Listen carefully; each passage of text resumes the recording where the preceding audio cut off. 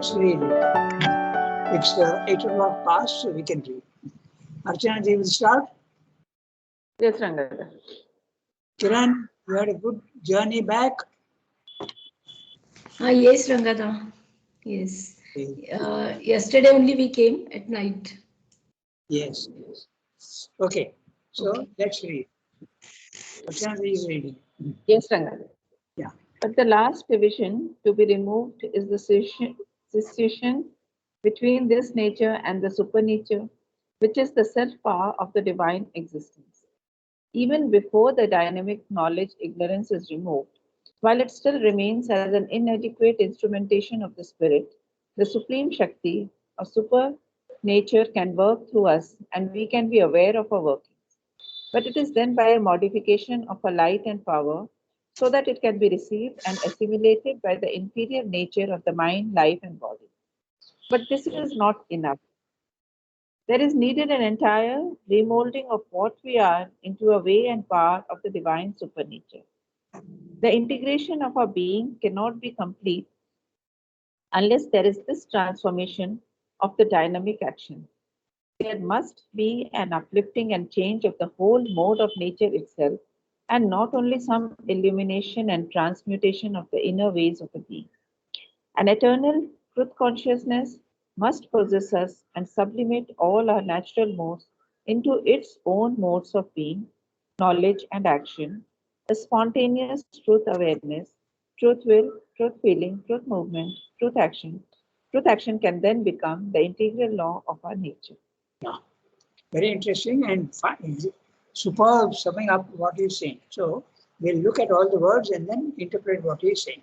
So the chapter is the origin of evil, falsehood and evil. We have been discussing this and we have got enough, we have discussed enough of it. The origin, the falsehood and evil are not essential elements in the divine consciousness. They arise only when there is the ascent of evolution. In the descent of the divine, when he is manifesting himself, none of these things are there. We are starting from purity and power and consciousness and subtlest of substance, and it is coming down. So these worlds we have created in the, you can call them the left-hand ladder, coming down, they are all perfect. They are all typal. That means they don't evolve. And they are all very, very clearly the 7 planes of consciousness. In the Sriyamna system, we follow 7 planes. They come down and they are typical and they are pure in their own way. Okay. So I am repeating the 7 planes of consciousness. I am reminding you that this is only a system which Sriyamna is following. It's not a ladder. Although you can call it a ladder, it's more like a ramp. Okay. The highest is Sat, Chit, Ananda, and then you have the super mind, and then you have the mind, life, and body. Okay, in that gradation. In these planes, in the left-hand ramp, if you want, there is no evil and there is no suffering. There is no falsehood either. Now, when we are starting from the inconscient, I keep repeating this. Now, when we are starting from the inconscient, going up evolution, at the life stage, the falsehood and evil come. Why? Because in inconscient, there is no movement. And if there is no movement, there is nothing. It's just blank darkness. From there, when life comes out, life doesn't know where to go because it is starting from ignorance. And so you go in the wrong channel. And so you go through wrong channel in every way. In consciousness, in power, and in Ananda. Ananda also, human beings take Ananda, but it becomes pleasure because we take in the wrong things and in the wrong way. We enjoy only parts and pieces. We don't enjoy the whole. So therefore, there evil and suffering and falsehood come here. As he going up, he comes to the, finally he suggests that at the supramental level, there can be total Ananda, total consciousness and total power. So this is what he's saying. Now he's saying that there are 3 levels. Remember the 3 levels. Good morning, Yasmin. Remember the 3 levels. Level 1, level 2, level 3. This is very interesting because Sriyamna does speak of the levels. But as we said again, they are more lamp-like. But for our clarity of mind, we can think of levels. Okay, so level 1, the ignorance. Your universally matter, life, and mind. Individually, your body, your vital, and your mental. Okay, but they have a connection with the universal. So this is a field of level 1. You are in ignorance, you see multiplicity, and you think it is real, and you are, when the mind comes up, little bit of knowledge is there. So it's a question of mind knowledge, mind knowledge, but knowledge ignorance. Then you come to level 2, spiritual planes of consciousness. Your soul rises, soul or consciousness rises to the higher mind, limit mind, into the mind over mind, and you will start seeing the oneness of things. You don't see, you are not in ignorance anymore, but the knowledge is incomplete. Okay. Now you have a little bit of ananda, a little bit of power, a little bit of everything, but you can't change the lower. You only are a witness in the beginning. So in the beginning, only we're not even interested in changing the lower. You're just watching from the mountain top. But as you keep climbing higher and higher mind becomes element mind, you see that, oh, there is a connection after all. There is a connection. I am the Anumanta.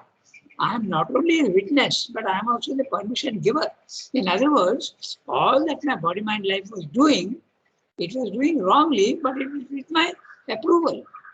The soul is saying, with my approval. Why approval? Because you need experience and because you don't know where you are going. Okay, so you need experience, and only when you make a mistake, you get the knowledge. So mistakes are allowed, wrong action is allowed by the soul. Now you become the Hanumanta, you say, oh, now I have given permission, now I won't give permission anymore. So you stop and you are slowly, with great effort, the wrong movements start becoming less and less and less. Suppose you have greed, okay? Now you say, no, I don't want greed, but you are up in level 2. And you say to your level 1 body, mind and life, you say, no more desire. It will go away, but it will go away very, very, very, very slowly because you are not giving new energy anymore. But the old energy that you have given is getting exhausted little by little, little by little. And the image which I use for this to understand this is a scooter. You are on a scooter and 100 miles before your destination, you want to save petrol, you switch off the engine. We are not giving any more new energy to the scooter. But the scooter continues and you slowly go and stop at the destination. So this is what happens also psychologically. But now you see there, you become the Sakshi becomes the Anumanta, the permission giver.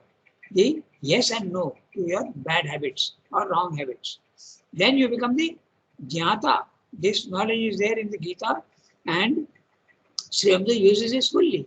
So when you become the Jata, you get a little more power. Then you become the Bhokta. You start enjoying everything. Those things which you did not like earlier, now you start liking. Okay. So then finally you become the Bhokta, Bharta, and then you become the Ishvara.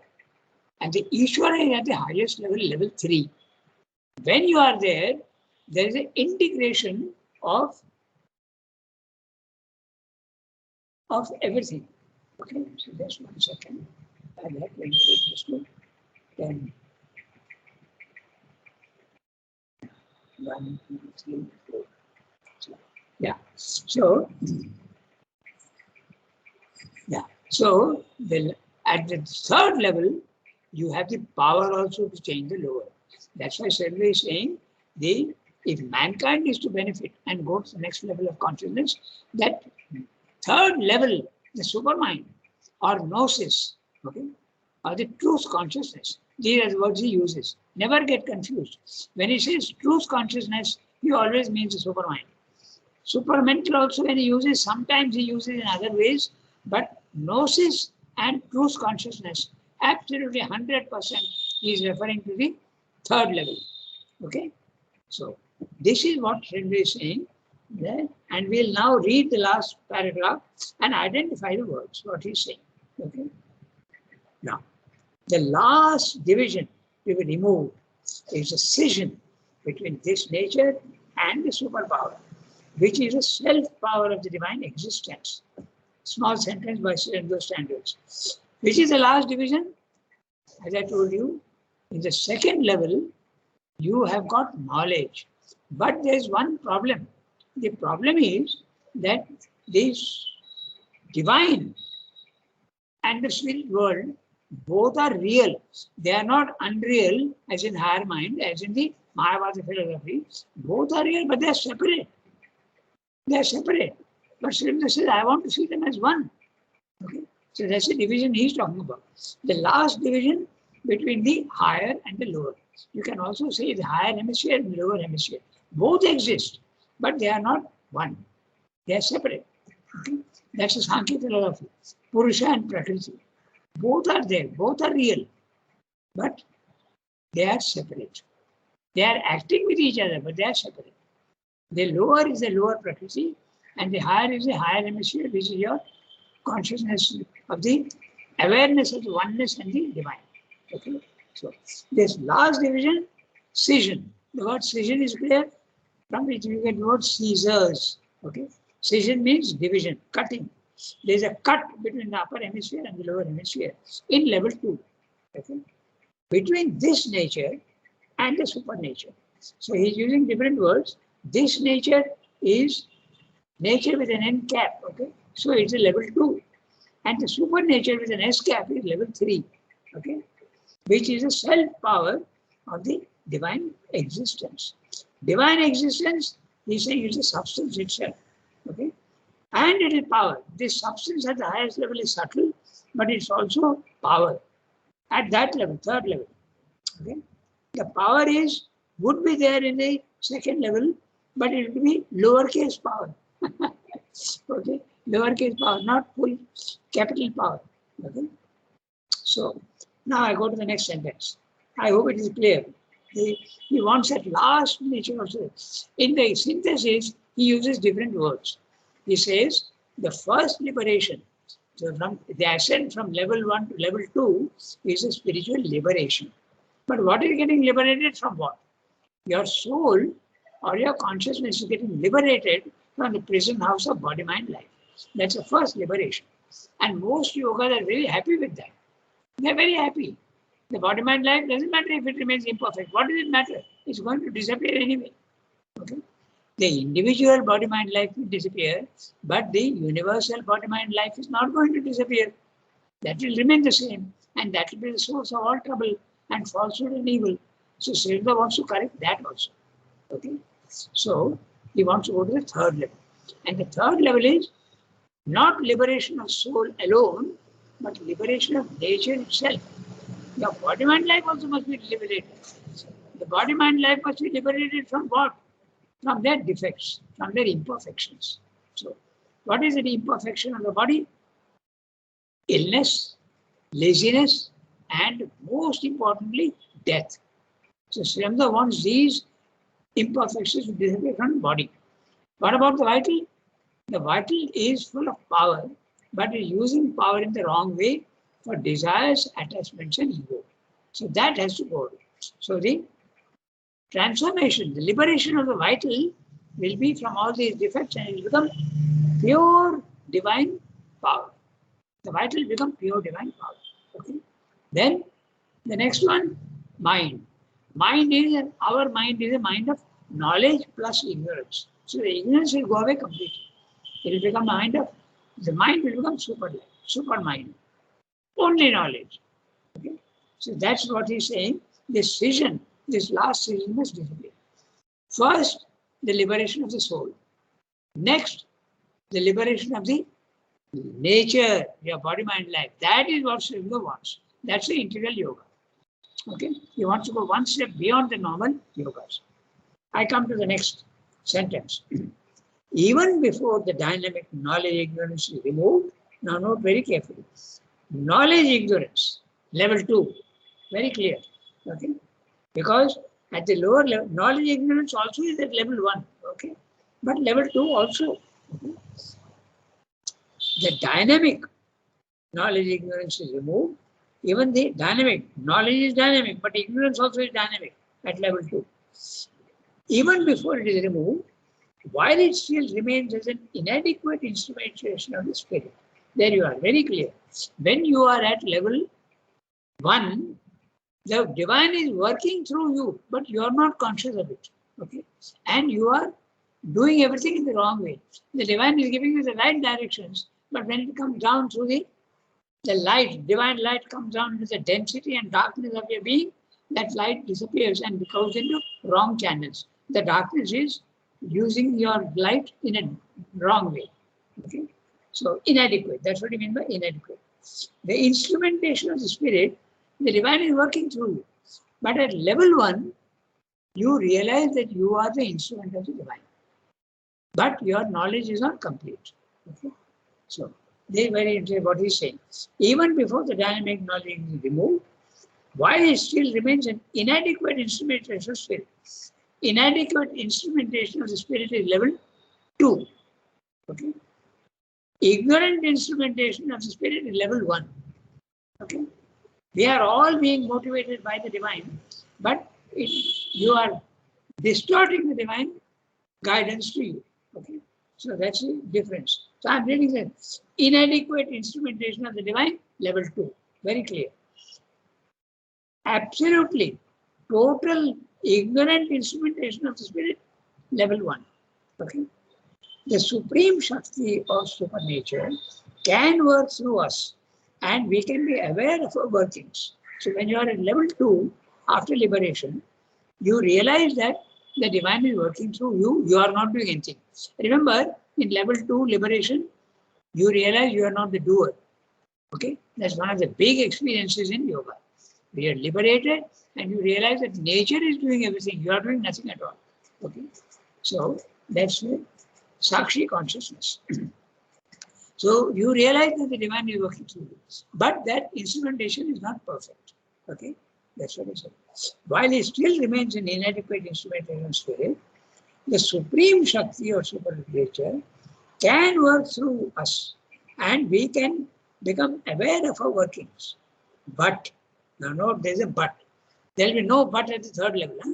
So, but it is then by modification of our light and power so that it can be received and assimilated by the inferior nature of the mind-like body. But this also is not enough. So it says even spiritual liberation is not enough. Okay? There is needed an entire remolding of what we are. What are we? Imperfect body, imperfect vital, and imperfect mind. It has to be entirely remolded. Not the word entire, okay? Not partial. Level 2, partial remolding is there. But level 3, entire remolding of what we are into a way and power of the divine supernature. Now the supernature is a supernature. Okay? Only from there you can bring supernature. In Gita, the words used are apara prakriti, para prakriti. Supernature. Okay? There the divine consciousness and power and ananda are all one. Okay? So the integration of our being. Now what does he mean by integration of our being? There is no difference between the higher and the lower. Your body, mind, life are perfect and you are being able to obey perfectly the divine guidance. That's the integration. Integrated. There is no division anymore. Integrated. Your lower and higher integrated. The integration of our being cannot be complete unless there is this transformation of the dynamic action. The dynamic action, the full effectiveness of the power of the divine to work at the lower level. There must be an uplifting and change of the whole mode of nature. Which are the modes of nature? Sattva, Rajas, Tamas. In other words, if you want body, mind, life. So transformation must be there entirely. Okay. Mode. Change, uplifting and change of the whole. Note the word again, whole. Elsewhere he is using complete. He is saying entire. So completely, no imperfection at all. Okay. So these words are important. Entire, complete. Okay. Uplifting, change of the whole. 3 words he is using which means the same thing. Entire, complete, and whole. Mode of nature itself and not only some illumination and transmutation of the inner ways of the being. Now, the some illumination and transmutation, level 2, spiritual consciousness. Okay. Now the last sentence, an eternal truth consciousness. Truth consciousness, I told you, 100%. Don't get confused. 100% he is talking about the Superman. Truth consciousness as well as gnosis. These two words are absolutely 100% sure he is talking of level 3. But sometimes use supramental without a hyphen between supra and mental. Okay, sometimes he uses it in the very general sense. Okay, it does not necessarily mean that you have to see the context and understand. Okay? So here, an eternal truth consciousness must possess us. Now, note interestingly, eternal, he is using the word. In level 2, you can get touches of the truth consciousness, but they won't be eternal. They'll be temporary, they'll only be experiences.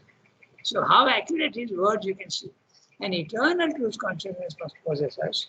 Must possess us. What does it mean? There must be absolutely, possess means full power. The divine will have full power over body, mind, life. Possess us. And sublimate all our natural modes into its own modes of being. So, natural modes, sattva, rajas, tamas, body, mind, life. Okay? But they have to be modes of its own being. What are the modes of its own being? Body is tamas. Tamas becomes perfect peace, active peace. The peace in the body is laziness. It's a negative peace. But the highest is the perfect peace. Okay, that's the divine mode. Then the vital energy, but energy, impure energy. At the highest level, it becomes absolutely pure energy, full energy. Then the mind is mind and knowledge, it becomes super and only knowledge. So that's what the own modes of the divine being. Knowledge and action. So he's using the word again, being, knowledge and action. So you can substitute the words being, substance, the body, knowledge, chit, and action, shakti. Okay? So a spontaneous truth awareness, truth will, truth feeling, truth movement, truth action can then become the integral law about nature. So that's it. So no question of evil and suffering and falsehood. We have climbed up to a level where these things will not let you at all. Okay? So that completes the chapter and the end of book 2, part 1.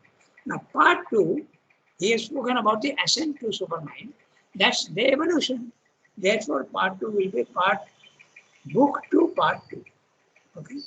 Book 2, part 2 will be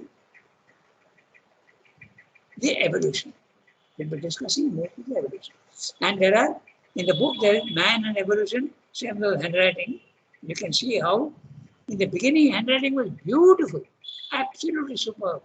But towards the end, with age and with his eyesight getting dim, and in a hurry to write also, you can see it's not very easy to read his handwriting. Also, he has corrected some places. You may not have it in the book, but I have it here. The manuscript of the chapter written in 1939, 1940. Then how he used to correct. It used to be typed out. Nolita used to type out his manuscripts. And Shendra used to correct them. You can see the corrections. How difficult it was. So, and he said something very interesting. Someone asked him. He said, you said that you are not thinking anymore with the mind, and you are only writing from the higher knowledge coming down. He says, yes. Then why are you correcting? They asked him. He said, the corrections also come from above. Okay, so that's the interesting part. So, book 2, part 2, knowledge and the spiritual ignorance. So, you can see the first page.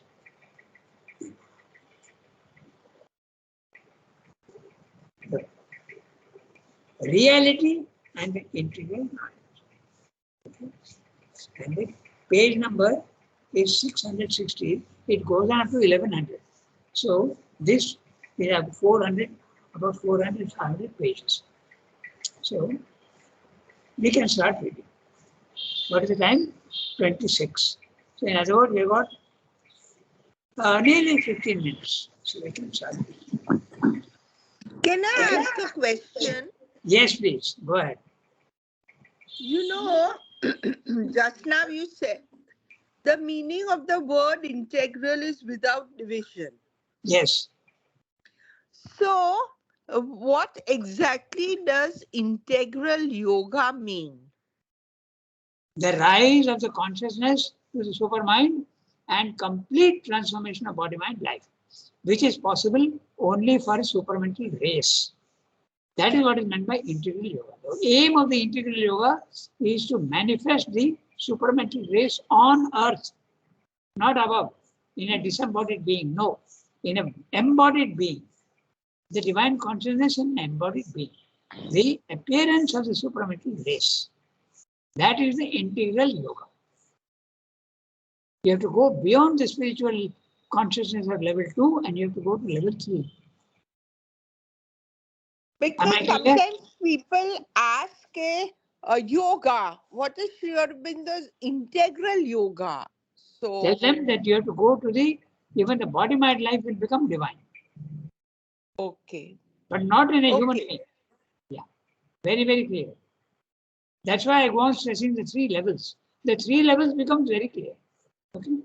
Level 1, you are in ignorance. Level 2, you are not in ignorance, but incomplete. And level 3, completely divine consciousness. But that doesn't mean to say that everything will change. Huh? Keep that in mind very clearly. Everything will remain. Rocks and stones and trees and will remain. And the animals will remain. The human beings will remain. The yogis will remain. But the supramental race will be there as a beacon of light. Each level will try to become to the higher level and they will be helped also. Because the light is now on earth. That's what is meant. What about matter will look out through spirit's gaze, and no, spirit will look out through matter's gaze and matter will reveal the spirit's face? Okay, okay. Is your body not matter? Yes.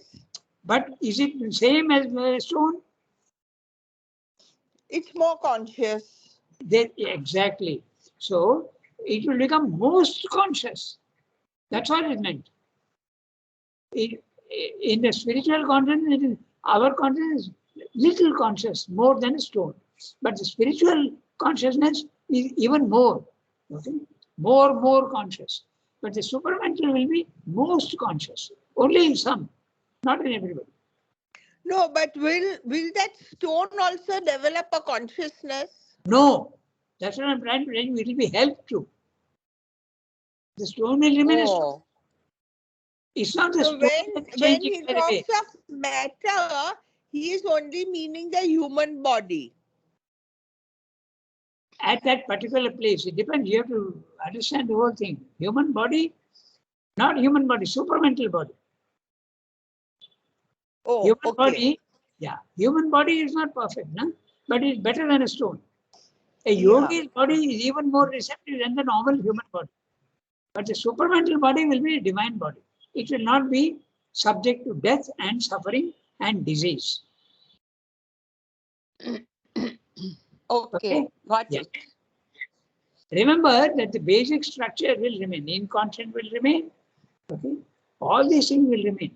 Even the evil and suffering will remain at a lower level.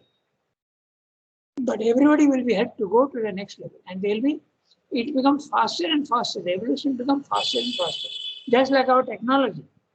Just our technology now, every 6 months something new is coming up.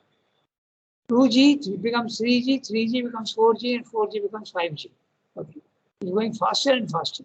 Evolution also develops very fast. Yasmin, clear? Absolutely. Okay, so don't forget that now. All right. So Yasmin, you read now the new section. Reality and integral knowledge. There you are again. Not knowledge at the lower level. I don't have life divine. Oh, acha, okay. Then somebody else will read. We have a new entrant, okay, Seema Mishra. And do you have the text with you, Seema? I don't think she's there. Okay. So maybe Sunki or Kiran can. Yes, Dada. Yes, Dada. I am having the book. Can I read? Yes. Read the. Just 1 second. Okay. Just 1 second. Thank you, Dada. Just 1 second.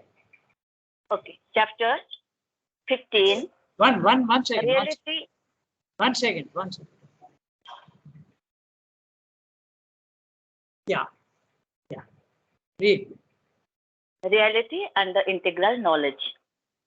This self is to be owned by the truth and by an integral knowledge. Mundaka Upanishad. Hear how thou shalt know me in my totality. For even of the seekers who have achieved, hardly one knows me in all the truth of my being, Gita. This then is the origin, this is the nature, these the boundaries of the ignorance. Its origin is a limitation of knowledge, its distinctive character a separation of the being from its own integrality and entire reality. Its boundaries are determined by this separative development of the consciousness. First, it sorts us to our true self and to the true self and the whole nature of things and obliges us to live in an apparent surface existence. A return or a progress to integrality, a disappearance of the limitation, a breaking down of separativeness, an overpassing of boundaries, a recovery of our essential and whole reality must be the sign and opposite character of the inner turn towards knowledge. There must be a replacement of a limited and a separative by an essential and integral consciousness identified with the original truth and the whole truth of self and existence. The integral knowledge is something that is already there in the integral reality.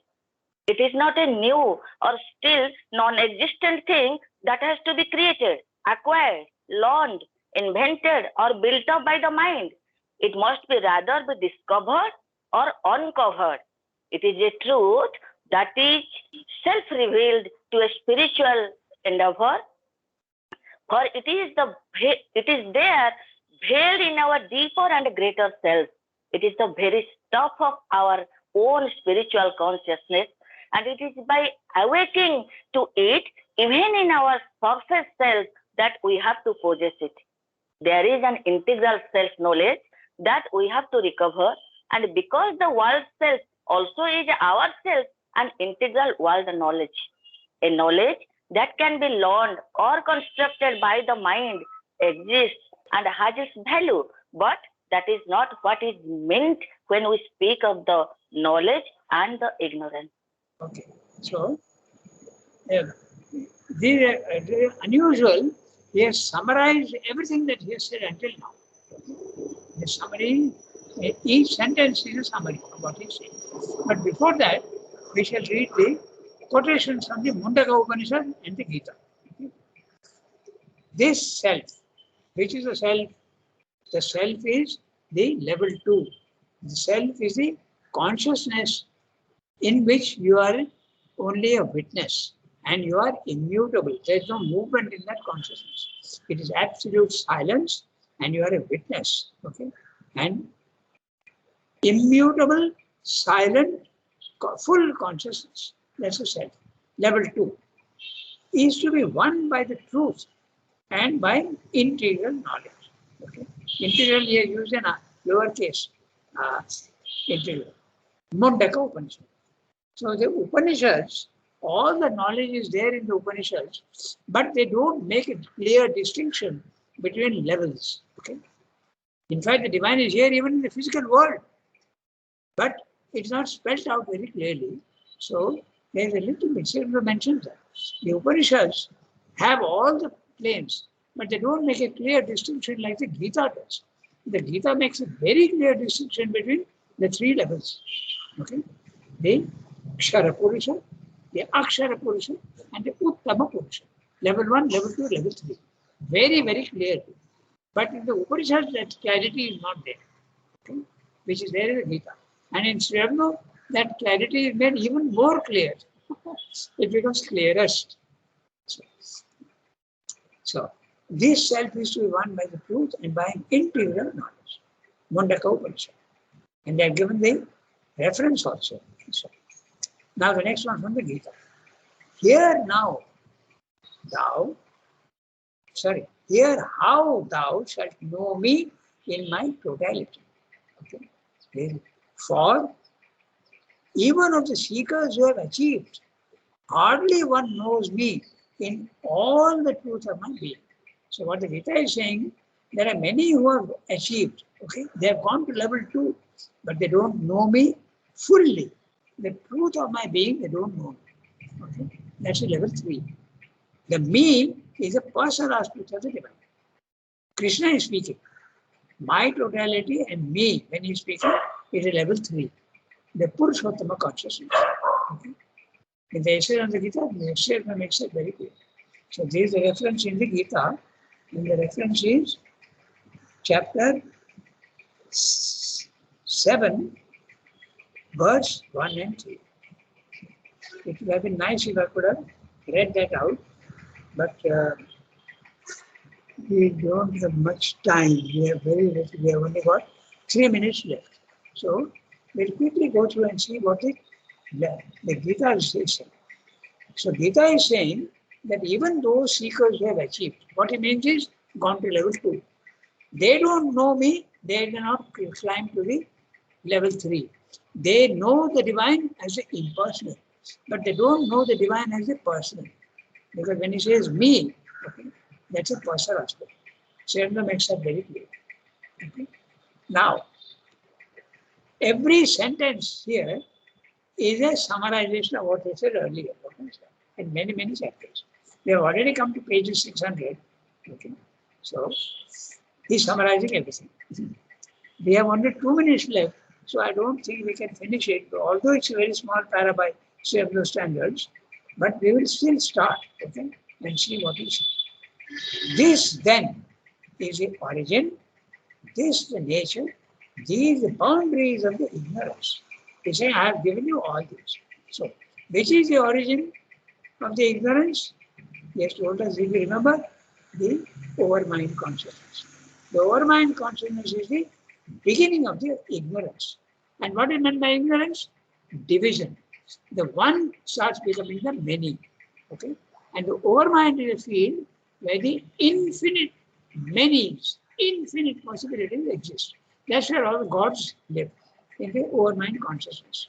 So, when Sriyamno came to know in 1926 overmind consciousness, he immediately knew that this is not the supermind, this is the overmind. And Mother was very enthusiastic because all the gods were manifesting.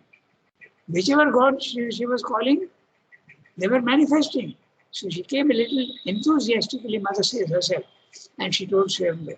But Sriyamno poured a little cold water on her and said, this is not what we want.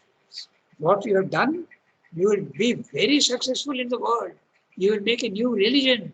Many people will come. But the world will remain the same. It will not change. What we want to go is even beyond the overmind consciousness.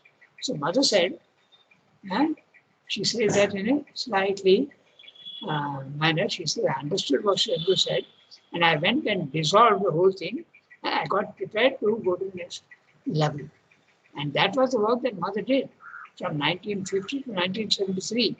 23 years she was following Sriyamno's dictates, trying to change her body. And what she has done, the work that she has done is there at this subtle physical level. Okay, it has to only percolate down to the physical. So don't think that she did not complete the transformation of the body. She has done it right up to the last stage. Okay, but the time was not right, the world conditions were not right, and the work had to be suspended. And What do you mean by saying that she absorbed everything? Means what exactly did she do? She did the transformation of the body cells. But No, it- no, that is towards the later path. But initially, when all the gods started manifesting, I Uh-huh. mean, how did she stop that? Like, she ignored, how did she absorb all that? Because at every level, if you stay put, then you won't go to the next level. You have to go beyond that. So you have to cancel the lower and go to the higher. That's why. How can you go to the higher without cancelling the lower? You have to cancel. You have to go. You have to take it as a step and go up. Then the lower doesn't become so important anymore to you. It remains. Means she didn't linger around in the overmind. Pardon? I didn't follow. She did not linger in the overmind. Yeah, that's right. She did not linger in the woman. Correct.